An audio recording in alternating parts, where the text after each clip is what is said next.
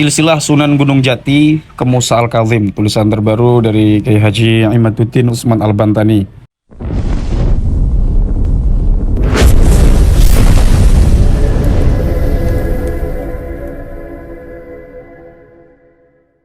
Assalamualaikum warahmatullahi wabarakatuh. Ini ada tulisan terbaru dari Kiai Haji Imaduddin Usman Al-Bantani, Rabu 11 Oktober 2023 ya.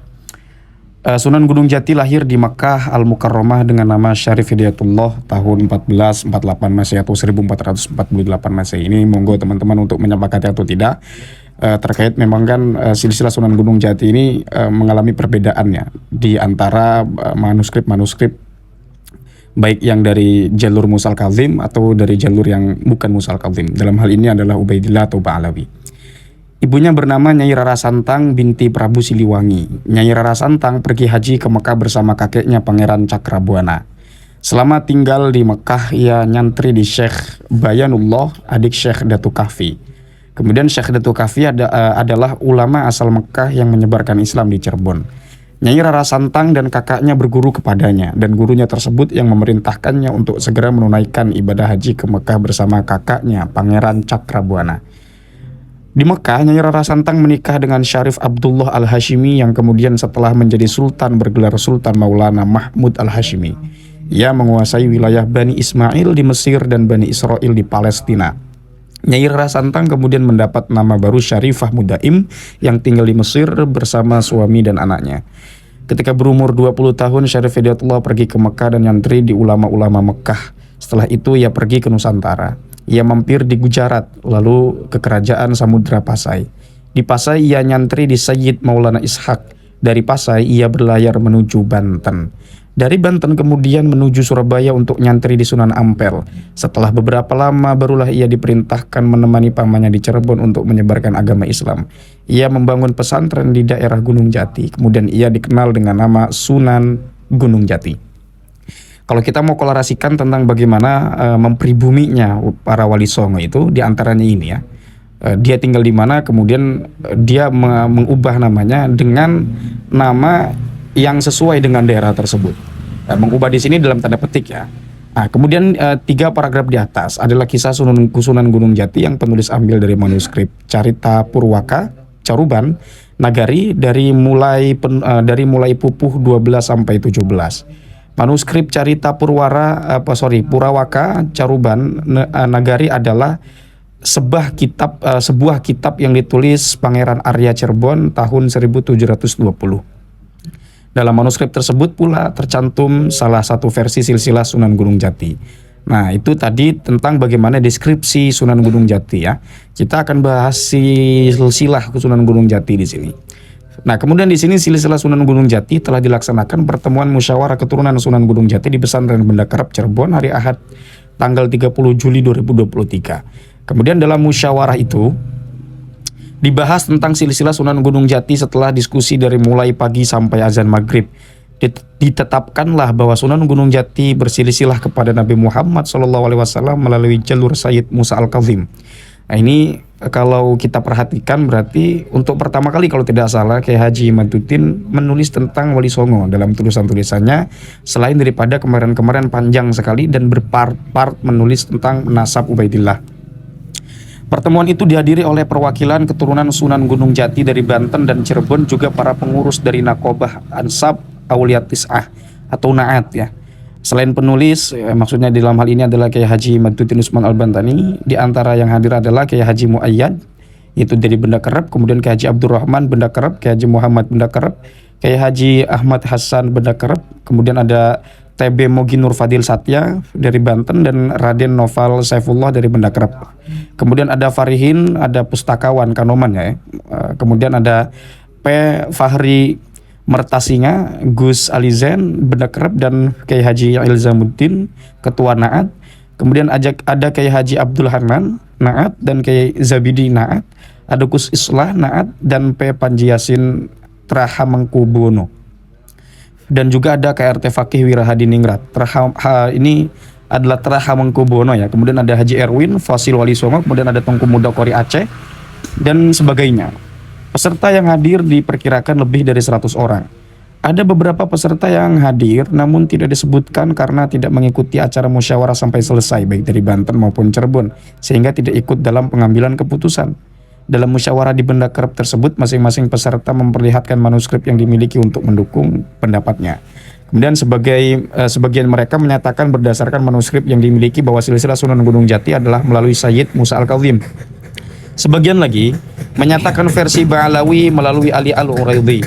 Setelah diadakan muqabalah antara manuskrip, maka dinyatakan bahwa silsilah Sunan Gunung Jati yang kuat adalah melalui Sayyid Musa Al-Kazim. Sedang versi melalui Ba'alawi adalah lemah. Keputusan itu dibacakan oleh Kiai Haji Ahmad Hasan dari Benda Kerep. Dalam pertemuan itu, karena keterbatasan waktu, belum disusun kronik silsilah Sunan Gunung Jati berdasarkan manuskrip yang ditemukan. Maka penulis dan TB Mogi Nur Fadil berinisiasi mengumpulkan kembali para keturunan Sunan Gunung Jati untuk mengintervarisir berbagai manuskrip yang waktu musyawarah itu dijadikan bahan referensi.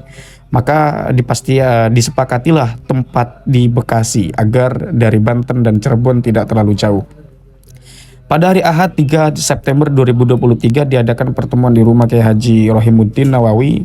Kemudian itu dihadiri oleh penulis Imaduddin Usman Al-Bantari atau Kiai Haji Imaduddin Usman, ada Kiai Haji Rohimuddin Nawawi tuan rumah, dan ada Kiai Haji Hasan, dan nama-nama di situ mungkin teman-teman bisa baca sendiri saja. Kita ke paragraf selanjutnya.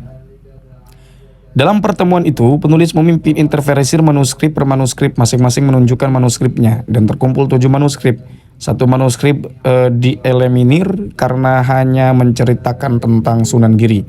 6 lainnya yang menyatakan bahwa Sunan Gunung Jati adalah keturunan Nabi Muhammad SAW melalui jalur Sayyid Musa Al-Kazim. Dari salah satu manuskrip itu ada 6 riwayat yang disebutkan. Jadi seluruh riwayat Musa Al-Kazim menjadi 11 riwayat. Adapun kena manuskrip itu adalah ini manuskrip Bangkalan tahun 1624 Masehi. Lebih tua dari yang tadi disebutkan di atas ya. Ini kita bacakan tahunnya saja karena panjang. Intinya manuskrip ini tahun 1624. Kemudian yang kedua ini tahun 1650, agak muda ya, tapi berkesinambungan. Nah, kemudian di yang ketiga ini manuskrip Pamekasan tahun 1700, lebih muda lagi. Kemudian manuskrip Syekh Hasan Muhyi 1700, lebih muda, berarti ke bawah lebih muda ya.